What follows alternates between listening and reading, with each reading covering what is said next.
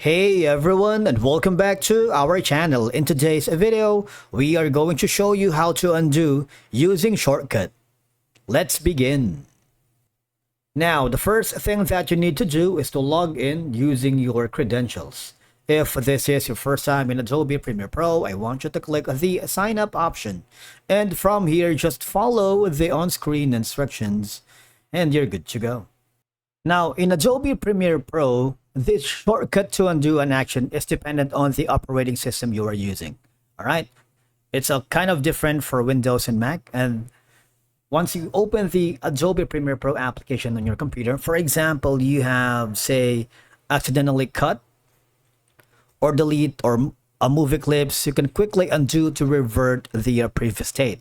All right. Or when you're applying effects, transitions, or adjustments to clips that you didn't intend to modify, the undo action allows you to restore the previous settings. But using the shortcut will make it a little bit faster than going to the traditional options on the top left corner.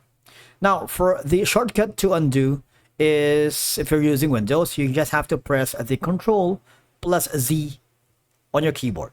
You see that? You see what happens? It reappeared, right? So let me do that again. Press the Control plus Z on your computer or on your keyboard. It will reappear and undo the action. If you're using a Mac, all right, press the Command plus Z. What will happen is it will undo the action, allowing you to restore the previous settings. It's kind of easy, right?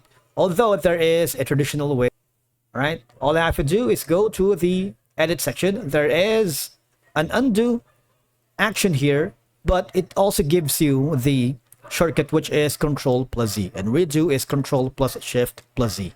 And by using all these, you can efficiently fix mistakes and experiment freely with your edits without the fear of permanent errors.